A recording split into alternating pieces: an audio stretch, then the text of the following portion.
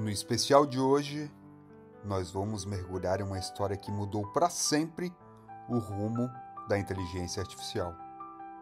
Uma parte da história e do legado da IA que eu propositalmente deixei de fora do especial de 3 partes da história da inteligência artificial.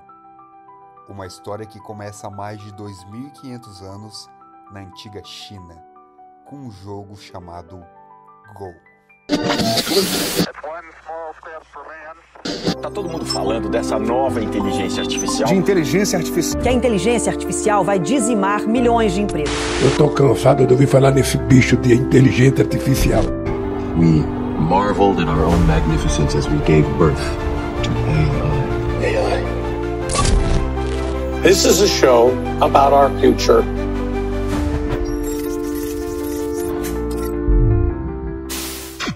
Bom dia, boa tarde, boa noite, princesas e princesas. Está começando mais um IA Todo Dia, o programa para você que quer se manter informado sobre tudo que acontece no mundo da inteligência artificial. Hoje mais um episódio especial que entra talvez como um apêndice da história da inteligência artificial, certo? Antes de eu começar aqui, eu só quero lembrar vocês, por favor, as 5 estrelinhas são muito importantes. Você tem que entrar lá na página do podcast, não adianta ir no episódio, mas tem que ir lá na página principal, clicar nos 3 pontinhos e vai ter a opção de avaliar. E, por favor, dê-nos estas 5 estrelinhas. Eu até postei um vídeo no nosso Instagram, @ia.todo.dia, @ia.todo.dia no Instagram, onde mostra como você faz isso. Se você puder fazer isso, eu fico muito, muito, muito agradecido. Mas se não, pelo menos indique esse podcast para o seu amigo, para sua amiga, que isso também nos ajuda muito. Mas vamos lá. Vamos começar aqui. Então, assim, eu preciso que você compreenda a magnitude do que eu vou contar aqui para vocês hoje, certo?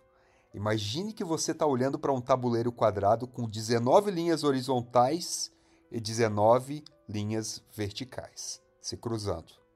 Parece simples. Agora imagine que nesse tabuleiro existem mais possibilidades de jogadas do que átomos no universo observável. Você está entendendo quantas possibilidades de jogadas? Átomos no universo observável. É mais ou menos 10 elevado à potência de 170. É 10 com 170 zeros à sua direita. Não existe nem nome para esse número.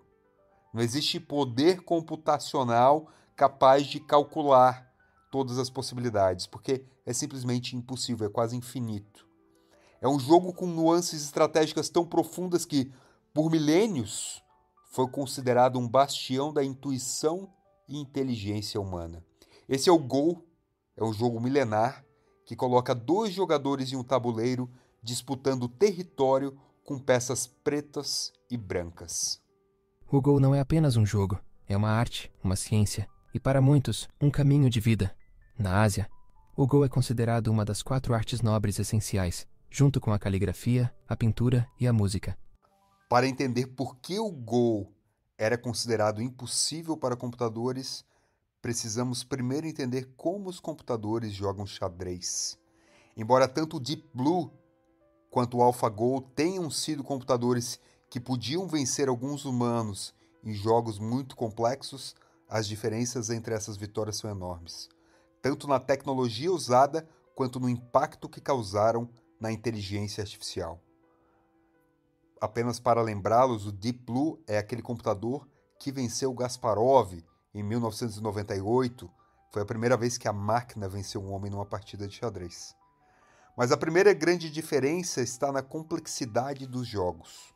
O xadrez, jogado pelo Deep Blue, tem muitas possibilidades, mas elas são limitadas e bem definidas. Cada peça tem movimentos específicos e, ao longo dos séculos, os jogadores humanos documentaram estratégias que ajudam a tomar boas decisões. Já o Go, jogado pelo AlphaGo, é um jogo muito mais complexo. No Go, as pedras podem ser colocadas em qualquer lugar de um tabuleiro grande, de 19 por 19, criando um número de possibilidades tão grande que, como eu já disse, supera até o número de átomos no universo observável. Além disso, as estratégias do Go são baseadas em padrões muito mais abstratos e difíceis de analisar. A forma como cada computador jogava também era muito diferente. O Deep Blue dependia da chamada força bruta. Ele analisava milhões de possibilidades por segundo e tinha algoritmos programados por especialistas em xadrez para decidir o melhor movimento. Ele não aprendia, nem melhorava por conta própria. Tudo dependia de ajustes feitos por seus criadores. Por outro lado, o AlphaGo usava aprendizado de máquina, especialmente redes neurais profundas e aprendizado por reforço, que eu já vou falar adiante. Isso significa que ele não apenas jogava, mas também aprendia com as suas próprias partidas. No xadrez, um computador como o Deep Blue da IBM podia calcular milhões de posições por segundo e escolher a melhor jogada, mas no Go, isso é impossível. O número de possibilidades é simplesmente grande demais. Vamos aos números. No xadrez, a cada jogada, você tem em média 20 movimentos possíveis. No Go, a cada jogada são cerca de 250. Após apenas 2 jogadas no xadrez, existem cerca de 400 posições possíveis. No Go, mais de 130 mil. E é aqui que entra a DeepMind e a sua abordagem revolucionária. Em vez de tentar calcular todas as possibilidades, eles criaram algo diferente: o AlphaGo. Demis Hassabis disse: Nós não programamos o AlphaGo para jogar Go. Nós o ensinamos a aprender. Durante séculos, o Go foi considerado um desafio intransponível para as máquinas. A complexidade do jogo era simplesmente grande demais para os algoritmos tradicionais. Para você entender melhor, eu vou explicar como esse jogo funciona. O Go é um jogo de tabuleiro estratégico originário da Ásia, jogado por 2 jogadores, cujo objetivo principal é controlar mais território no tabuleiro do que o seu oponente. O tabuleiro é composto por uma grade de linhas horizontais e verticais que se cruzam, e cada jogador possui um conjunto de pedras, um com peças pretas, outro com peças brancas. A partida sempre começa com o jogador que possui as pedras pretas.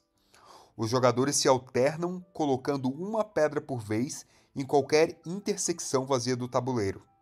Veja bem, as pedras são colocadas nas intersecções, ou seja, nos pontos em que as linhas se cruzam, e não dentro dos quadradinhos.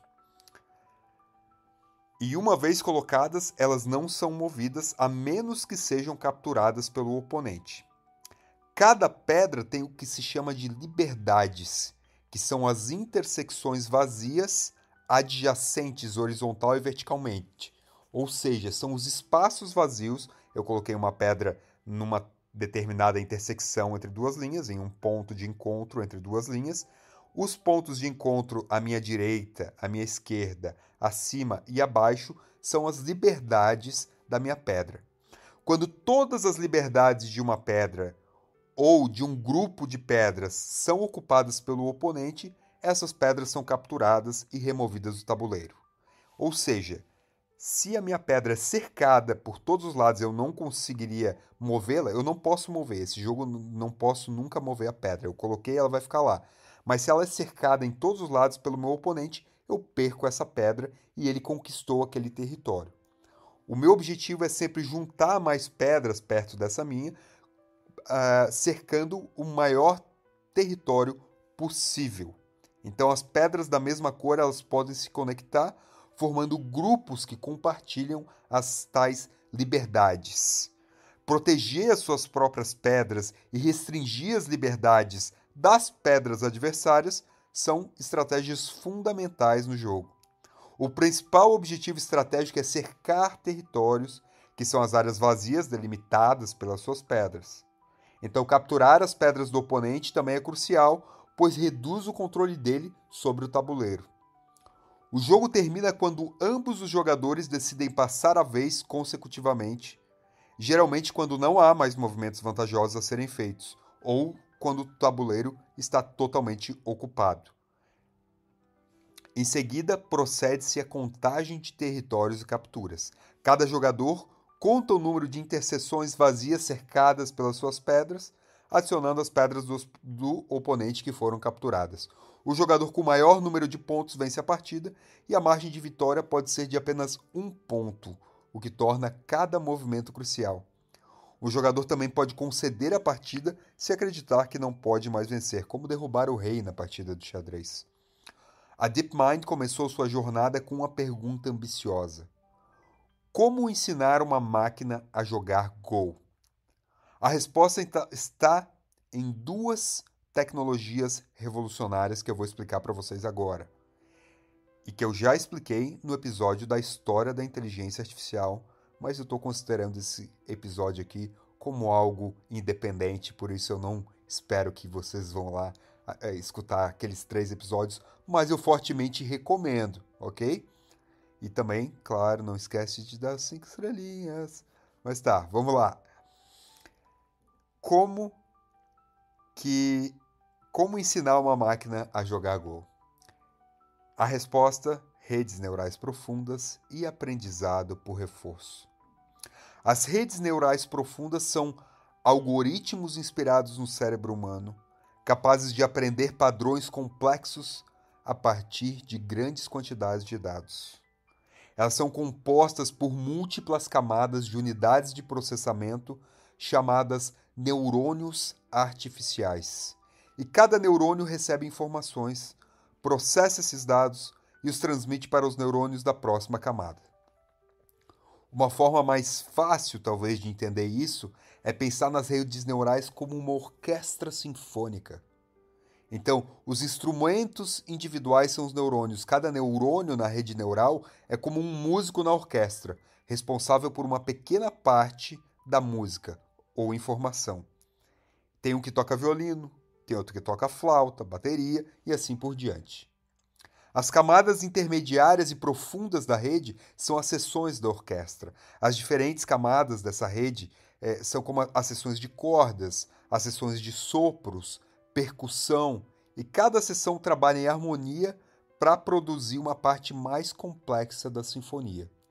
E o maestro de tudo isso é o algoritmo de aprendizado. O algoritmo que ajusta as conexões entre os neurônios é como o maestro que coordena todos os músicos, garantindo que toquem juntos de forma coesa. E por final vem a execução da sinfonia, que é a jogada final.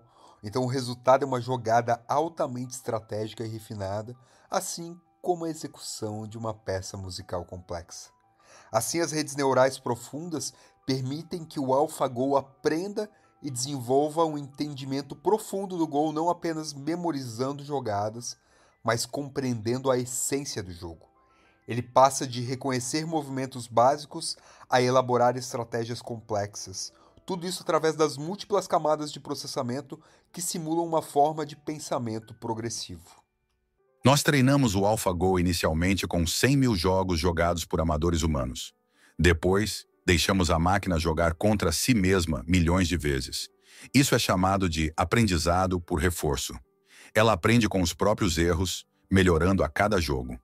O aprendizado por reforço é uma maneira pela qual computadores aprendem a tomar decisões através de tentativa e erro, semelhante a como nós aprendemos novas habilidades, basicamente.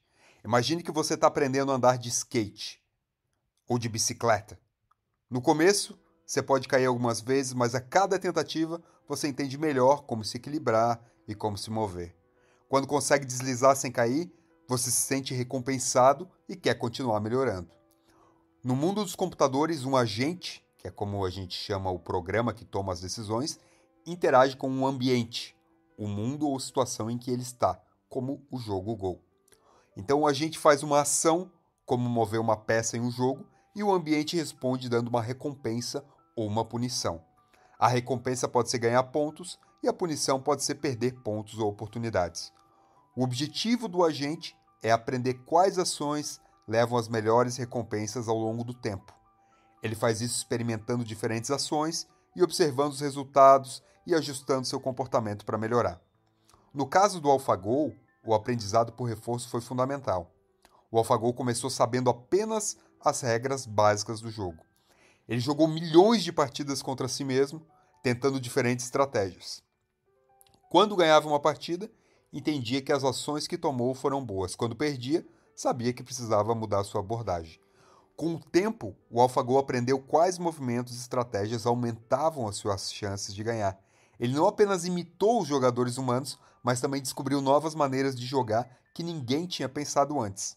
Isso foi possível porque, através do aprendizado por reforço, ele podia explorar livremente diferentes possibilidades e aprender com cada resultado.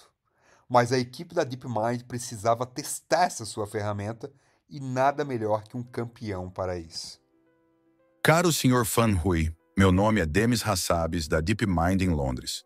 Como o mais forte jogador de Go da Europa, gostaríamos de convidá-lo para conhecer um projeto empolgante em que estamos trabalhando. Fan Hui, um chinês naturalizado francês e na época campeão europeu de Go, não pôde deixar de se perguntar ao receber o e-mail de Hassabis. O que será que eles estão planejando? Um projeto de Go em uma empresa de inteligência artificial? Suspeito. Sem criar muitas expectativas e curioso sobre o projeto, Fan Hui aceitou o convite e viajou de Paris a Londres para entender melhor o que era o tal AlphaGo e o que exatamente Hassabis queria dele. Dias depois, já em Londres, Fan Hui foi recebido por toda a equipe da DeepMind e eles lhe explicaram sobre o seu projeto, uma IA capaz de jogar Go e, teoricamente, vencer os melhores humanos no jogo. Em uma entrevista antes do que seriam 5 partidas consecutivas entre a IA e o campeão europeu, Fan Hui disse estar confiante que poderia vencer a máquina, pois já havia jogado dezenas de vezes contra o computador e jamais havia perdido. A primeira partida começou. Fan Hui, confiante, enfrenta o desconhecido AlphaGo. Fan Hui, relatando sua experiência em tempo real, disse: movimentos interessantes, mas ainda previsíveis. Pouco tempo depois de uma série de jogadas, inesperadamente, AlphaGo vence a primeira partida. Fan Hui imediatamente exclama: "Vamos jogar novamente." Como quem não podia acreditar no que havia acabado de acontecer. Segunda partida, vitória do AlphaGo. Terceira partida, novamente AlphaGo. Ao final, o placar é de 5-0 para a inteligência artificial. Fan Hui, abalado, diz o seguinte: "Perdi todas as partidas. Como isso é possível? Sempre acreditei que o Go refletia a essência humana. Perder para uma máquina talvez signifique que estamos entrando em uma nova era." Fan Hui percebe que está testemunhando um momento histórico. A inteligência artificial alcançou um novo patamar e o mundo do Go nunca mais seria o mesmo.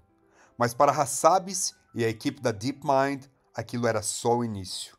A verdade é que Fan Hui, apesar de ser o campeão europeu, estava longe do topo quando se tratava de Go. Eles queriam mais. Eles queriam ganhar do melhor do mundo. Eles queriam ganhar do sul-coreano Lee Sedol. Fan Hui possuía o título de segundo Dan profissional em uma escala que vai até 9. Ele conquistou o campeonato europeu de Go por 3 vezes e, embora seja um jogador forte e experiente, o nível de competição na Europa é geralmente considerado muito menos intenso do que nos países asiáticos, onde Go tem uma história mais longa e uma base maior de jogadores de alto nível. Já Lee Sedol é um jogador sul-coreano amplamente reconhecido como um dos maiores jogadores de Go de todos os tempos. Ele alcançou o nível de 9º Dan profissional, que é o mais alto ranking no Go profissional. Lee Sedol venceu 18 títulos internacionais, incluindo campeonatos mundiais, e é conhecido por seu estilo de jogo estratégico, criativo e combativo. Sua profundidade de conhecimento e capacidade de inovar em situações complexas o colocaram na elite mundial do Go, e de forma geral, ninguém achava que uma máquina que venceu Fan Hui poderia também vencer Lee Sedol, nem mesmo o próprio Lee. Embora respeite os avanços da inteligência artificial, acredito firmemente na superioridade humana no Go. Estou confiante de que vencerei. Eu vi o jogo entre AlphaGo e Fan Hui, e lamento dizer isso, mas sou muito superior a Fan Hui, e com certeza eu teria vencido aquelas partidas. Depois de semanas de preparação, o evento foi marcado para acontecer em Seul. A equipe da DeepMind não esperava tamanha repercussão, talvez porque não entendesse como o jogo Go era importante na cultura asiática.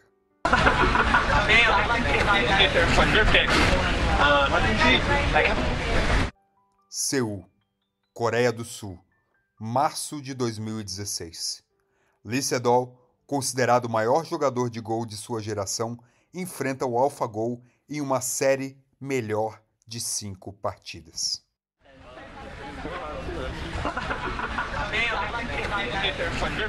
O mundo aguardava ansiosamente o confronto entre homem e máquina. Senhoras e senhores, bem-vindos ao primeiro jogo entre Lee Sedol e o AlphaGo. O jogo começa. Lee Sedol, com décadas de experiência e intuição afiada, enfrenta uma máquina que aprendia por si mesma. Veja só, o AlphaGo fez um movimento inesperado. Exatamente. Isso é incomum. Nenhum jogador humano faria essa jogada nessa situação.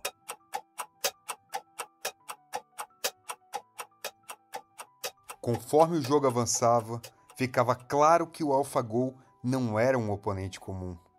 Lee Sedol não conseguia acreditar no que ele via. Como isso é possível?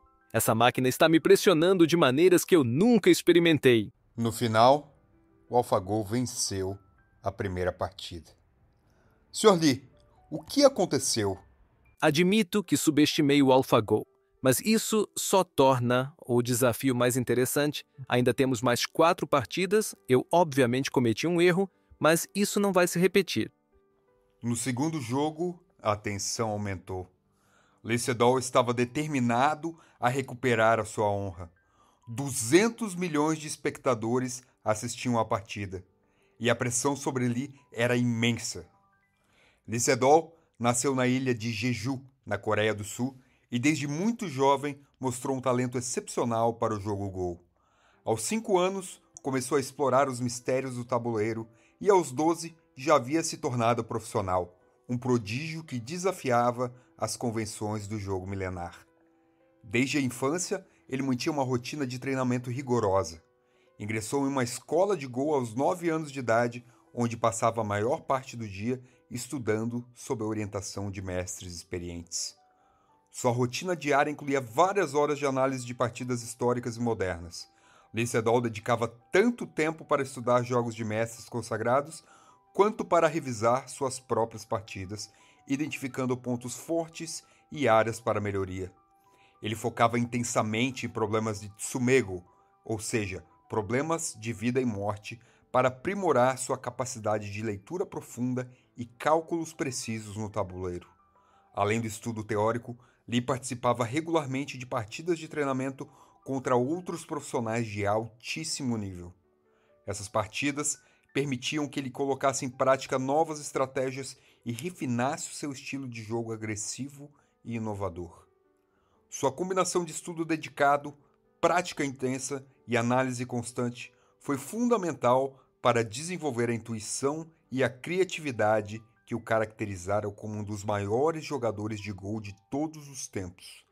Ao longo de sua ilustre carreira, Lee conquistou 18 títulos internacionais, tornando-se uma lenda viva no mundo do Go.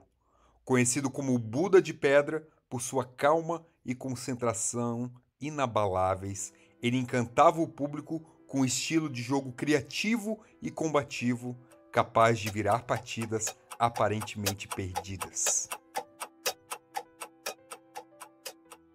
O AlphaGo acaba de fazer um movimento nunca antes visto. Isso desafia toda a lógica convencional do Go. Ninguém esperava o que aconteceu na jogada 37 da segunda partida. Foi uma jogada que nenhum humano faria.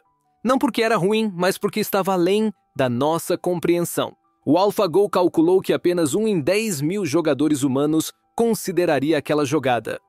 Disse Fan Hui, que agora fazia parte da equipe DeepMind ao final da partida. Lee Sedol precisava pensar de forma diferente, mas já era tarde demais. Mais uma vez, o AlphaGo saiu vitorioso. 2-0 para o AlphaGo. Será que a máquina é realmente invencível? No terceiro jogo, a pressão sobre Lee Sedol era enorme. Não posso perder novamente de jeito nenhum. Mas, apesar de todos os seus esforços, o AlphaGo venceu novamente. 3-0 e o AlphaGo vence a série. Em uma entrevista, após a partida, Lee disse: Nunca me senti tão desafiado. Preciso reavaliar tudo o que sei sobre Go. No quarto jogo, algo mudou. Lee Sedol, livre da pressão de vencer a série, jogou com uma nova perspectiva. Espere! Que movimento brilhante de Lee Sedol! Ele vai virar o jogo. Há claramente uma chance de vitória para Lee. O AlphaGo hesitou e pela primeira vez a máquina parecia incerta. Sim, era isso mesmo. O AlphaGo cometeu um erro inacreditável. Lee Sedol estava na frente e com maestria venceu o quarto jogo. Lee, como é que você se sente após essa vitória histórica? Esta foi uma vitória muito significativa. O AlphaGo me ensinou muito, mas hoje mostrei o espírito humano. Após a derrota no quarto jogo contra Lee Sedol, a equipe da DeepMind reagiu com admiração e respeito pelo notável desempenho do jogador sul-coreano. Eles reconheceram que Lee Sedol havia realizado um movimento excepcionalmente brilhante, frequentemente referido como o Movimento 78, que confundiu o AlphaGo e mudou o curso da partida. A equipe ficou impressionada com a criatividade e profundidade estratégica demonstradas por Lee.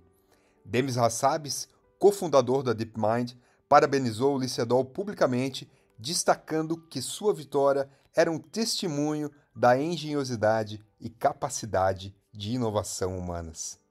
Em vez de encararem a derrota como um revés, os membros da equipe viram-na como uma oportunidade valiosa para aprender e aprimorar o AlphaGo, aprofundando a compreensão sobre as complexidades do Go. Além disso, a equipe expressou entusiasmo pelo fato de que o confronto havia levado tanto humanos quanto máquinas a explorarem novas fronteiras no jogo. No jogo final, ambos os lados estavam prontos para darem tudo de si. Era um jogo equilibrado, onde qualquer um podia vencer. Mas no fim, o AlphaGo ajustou suas estratégias e venceu o quinto jogo. Com o placar de 4-1, o AlphaGo venceu a série. Sr. Lee, suas considerações finais? Apesar da derrota, sinto que cresci como jogador e como pessoa. O AlphaGo não é apenas uma máquina, é uma nova forma de entender o Go. Mas essa história vai muito além de vencer um jogo. O AlphaGo mostrou algo revolucionário sobre inteligência artificial. O AlphaGo não apenas jogou Go, ele nos ensinou novas formas de jogar. Mostrou que 2.500 anos de conhecimento humano sobre o jogo ainda tinham espaço para inovação e, mais importante, demonstrou que as IAs podem ter criatividade, intuição e fazer descobertas originais. Não estamos mais falando de máquinas que apenas calculam, mas de sistemas que podem genuinamente aprender e inovar. Hoje, os princípios desenvolvidos no AlphaGo estão sendo aplicados em áreas como pesquisa de medicamentos, previsão de estrutura de proteínas e otimização de energia. O AlphaGo foi apenas o começo. Estamos vendo o nascimento de uma nova era na inteligência artificial, onde máquinas não apenas nos ajudam a resolver problemas, mas nos mostram novas maneiras de pensar sobre eles. E talvez essa seja a maior lição dessa história. Às vezes, para realmente entender algo, seja um jogo milenar ou a nossa própria inteligência, precisamos estar dispostos a olhar através de outros olhos, mesmo que esses olhos sejam artificiais. Para Lee Sedol, perder para o AlphaGo não significou uma derrota da humanidade, mas sim uma vitória do conhecimento humano. Afinal, foram humanos que criaram o AlphaGo e a humanidade que continuará se beneficiando dessas descobertas. E por hoje é só, pessoal. Espero que tenham gostado desse episódio diferentão aqui que eu fiz. Tentei ser criativo, tentei trazer algo diferente para vocês. Por favor, comentem aqui, me digam o que acharam e se não gostaram, pode dizer, eu não tenho receio quanto a isso. Eu preciso saber se vocês gostaram, se não gostaram, para fazer de novo ou não fazer mais, certo? Eu sei que eu prometi um episódio sobre o futuro da inteligência artificial, mas esse episódio do futuro eu preciso estudar muito, eu preciso Eu tô lendo muita coisa, então ainda vai demorar um pouco, mas vai vir, eu prometo. Mas vai vir, vai ser um dos melhores episódios que esse podcast já teve e por isso que tá demorando. Tá ok? Fiquem com Deus, um beijo e até a próxima.